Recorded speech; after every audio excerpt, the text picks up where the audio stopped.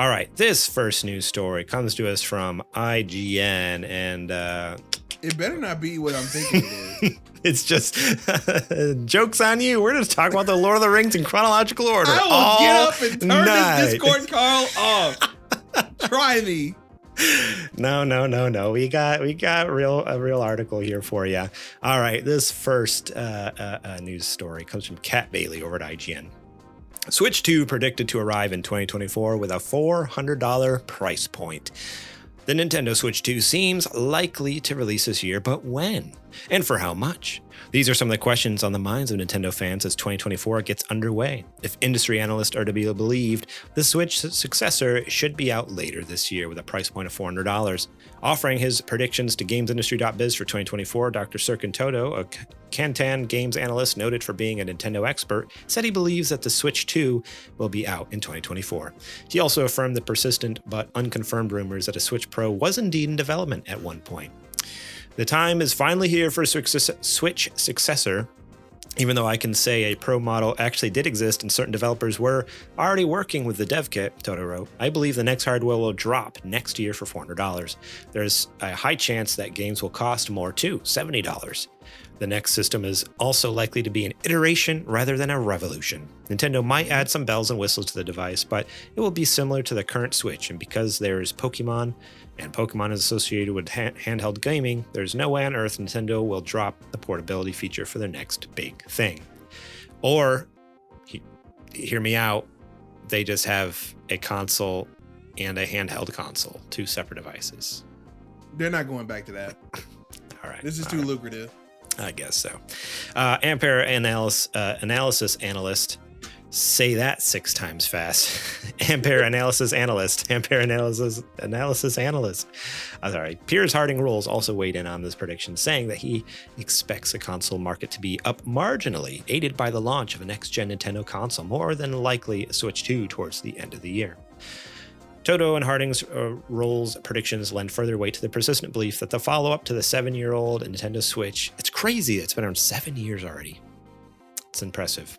The Switch 2 is near. The Switch 2 has been heavily rumored since 2023 when a demo meant to reflect the platform's expected hardware capabilities was reportedly shown to developers at Gamescom. That's the one that Nintendo denied even existed, even though developers saw it with their own eyes. Because they think we're so dumb.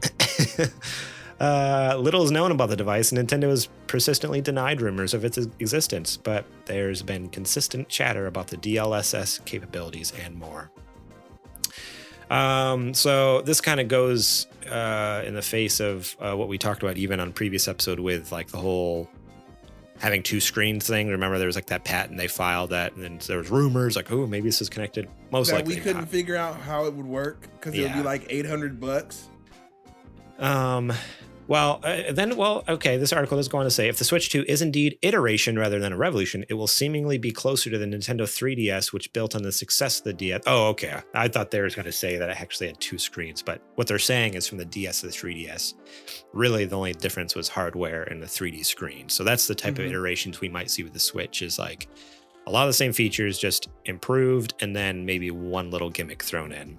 You know, maybe we get the 3D Switch.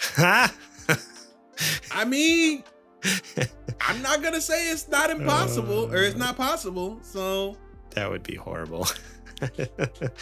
Just all of the processing power that they put into goes to making it 3D. Goes just into making it 3D. They're like, wow, there's enough, teraflops of power in this to run Red Dead Redemption 2.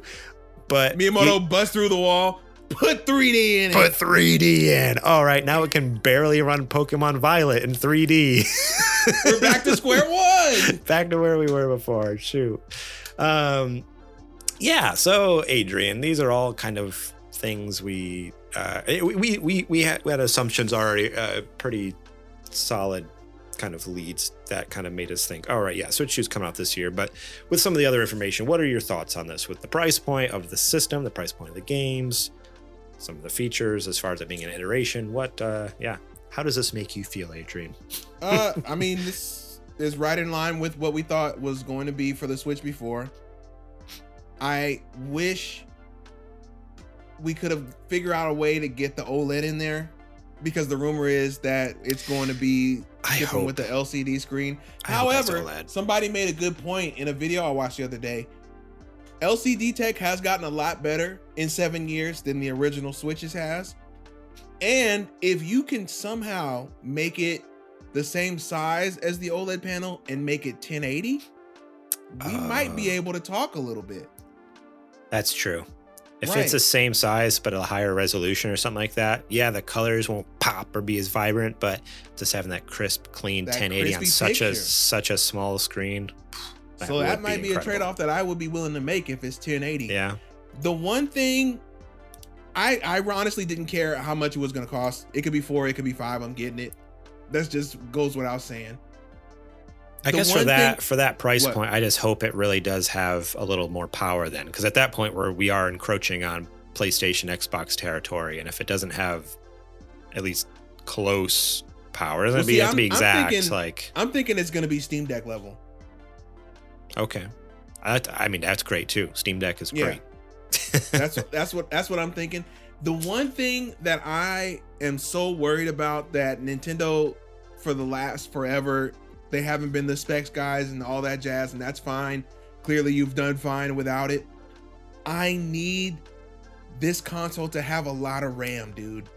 That's the biggest bottleneck that developers have had in porting their games over is Switch only had 4 gigabytes of RAM and like a gig and a half was used. Yeah, it was used by the OS. So you had 2.5 gigabytes of RAM to work with. Most games nowadays, the minimum is 8 gig and the recommended is 616. So the fact that I was going to say, they need to have this new Switch with 16 gigs of RAM, dude.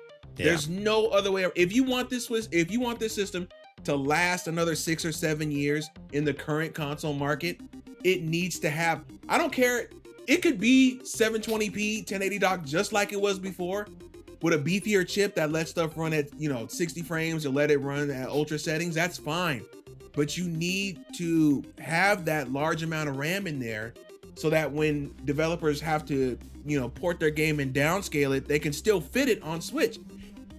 If anything, if I'm Nintendo and I see this whole Baldur's Gate debacle go down with Xbox, and because the Series S didn't have a whole lot of RAM in it, that's making me rethink, hold on, we need to make sure that we have enough RAM in this system so that people can port their games over 1-to-1. Right. So they don't feel like they're losing anything. Even if they only run at 720, it's still the full fat game. Yeah. So that's my biggest worry is I feel like they're going to do 8 or they're going to do, 10 or something like that, which like we said, you could squeeze it if need be, but to really future-proof this console, I really, really hope that they go with 16. I would have paid more if it would have cost them more to get 16 in that console. Right. So, I don't know. Everything else I could care less about. I would love a fluid 1080-60, for every game docked, or 720p 60 for every game handheld. I'm sure that's going to come with the territory. Like I said, I expected this to be on the caliber of, if not maybe a little bit above, just because of the advancement in chips recently of a Steam Deck. Anything more than that, icing on the cake. But yes, we need to make sure that developers are able to bring these games over 1-to-1 and do it easily, or else nobody's gonna do it. I mean, it would be nice just to be able to run Pokemon Scarlet and Violet smoothly as well. A game from the Nintendo Switch. That would be great if that just ran smooth as butter. I would love to see. I would replay, like I wouldn't replay it anyway. I would start from scratch, replay Tears of the Kingdom if it ran at a solid 720-60, 1080-60 docked. Yeah. That'd be a totally different game. Yeah. With that new frame rate. Blue Crimson in the chat says, Nintendo be like, best I can do is 8 gig and a third theme color. Crimson, don't do this to me, bro. I'll be so hurt if they come out there and they say, oh, we got 8 gigabytes of RAM now. It's, what it is though? It's like Nintendo is only thinking about what Nintendo would need and not what everybody would need, right? They are wizards at squeezing the most out of their own hardware because they made it. Right. Yeah. Yeah, it's so, yeah, it really is interesting. Like they build their hardware around what they think they need for their games. For their games. And it's like, all right, cool. Yeah, your games run great on there and people are going to buy your console for your games. But think of how much money you could make, how much more money you could make if you also made games, other games run on there, and you could make money off of those being on your eShop and stuff like that. Like, I don't know. Right. I mean, obviously they're not hurting for money. So whatever they're doing, that's why they don't care, because they're like, we're rolling in it over here and we're still just making games that like only our games are good on it. Other people game like who do figure out how to port to it is mediocre, but people are just willing to deal with it because it's just like, oh, whatever. It's cheap and we'll buy three of them for the house, one for each kid and one for me or whatever. And I don't know. It's wild, but yeah, I don't know. As long as they just keep making money that way, unfortunately, it probably isn't gonna change. It's probably, much, but I mean, realistically, it's probably gonna be 8, and I'm gonna be sad about it.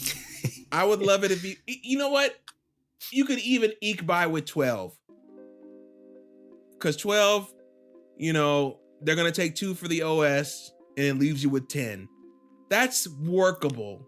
If you that's need like such a something. weird number though, because in general, most RAM chips goes in 4. So well, that's 12 is a 4.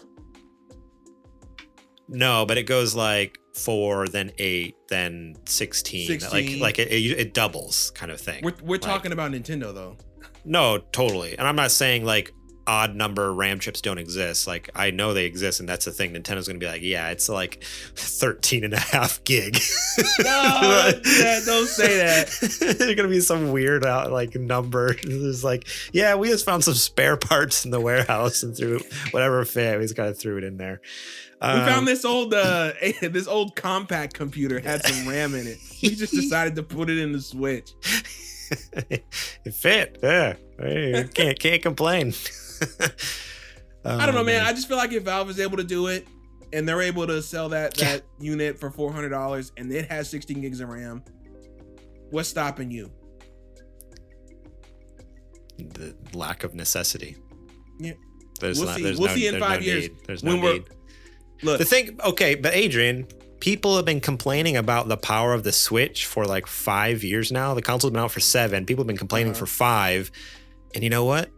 Those people keep buying the Nintendo Switch anyways. So that's the thing. It's like Nintendo, people don't vote with their wallets. We talk about this all the time. There was something else that we were talking about. That was with Activision Blizzard stuff. But like so many times it's like, if you don't like something, vote with your wallet. And people like, yeah, but then I can't play the game. It's like, and that's the point. Though. That's the point. Then don't play it. But like, Garrett, we're not talking about Activision though. That's how good these games are. Yeah. Think about missing out on Tears of the Kingdom. I would try my darndest to play Tears of the Kingdom even if it was 15 frames a second. Because we know how good that game is. Yeah. There are ways. Are you advocating for something right now? Is that what's going on? These games are still available for purchase. Never mind. Thank you. Moving on. I was more thinking about Pokemon runs so poorly on the Switch. I wonder how it would run on other consoles. That's all I was curious about. I understand your sentiment. I do. But I wonder, does it actually run? Cease and desist. Does it actually run better, or is it more of a systemic issue within the game code itself? And it doesn't matter what it doesn't matter what it runs on. It's just gonna run like trash. It's Game Freak, because all 3 Xenoblades are on there and they look fantastic. That's true. Yeah. Good point. It's Game Freak. They don't know what they're doing, and they don't have enough time to do it, and they need help, and they're too prideful to say they need help. Yeah. I forget, there was some article about that where they were like, I guess the team doesn't ask for help, or they don't want help because they think they can do it on their own. And it's like a pride thing. And it's like, well, dog, does it feel good, getting dunked on by everybody else on Earth because your game runs so bad? I know you're selling it, but do you, as an artist, as a developer, as a game creator, do you feel good about what you put out? What's wild to me, and I know this is totally spun off into just a Pokemon discussion when this article had nothing to do with Pokemon. But I think what blows my mind is like they've released a couple pieces of DLC now and still haven't fixed the game. still haven't fixed the game. And yeah, it's worse. So it's like, not only are they just ignoring the problem, but they're compounding the problem. It's like, what are you doing? Like, fix first things first. Blue Crimson in the chat does say, Adrian has a point. As much as I hate Scarlet and Violet's performance, I still bought it and played that $60 PowerPoint presentation. Oh, same here. I bought it too and didn't finish it. Because I was just like, it was frustrating at times. But yeah, it's a thing. They got us where right by the nads, and there's nothing we can do about it. They make stuff too good, dude. It would be different if the game sucked, but they don't. Yeah.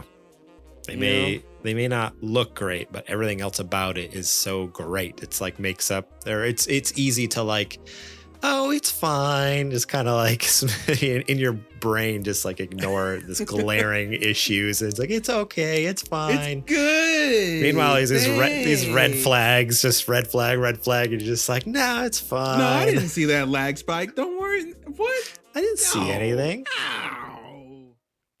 Thank you so much for watching that clip from our podcast. Remember, if you want to watch the whole episode, the full episode, link will be in the description below. You can click on that and check it out. We got listener questions. We got more news segments. We got what you playing. We got a lot of fun things. So yeah, more than just the news. There's a lot more to the show that you should go check out. So remember, click that link in the description. Check out that full episode.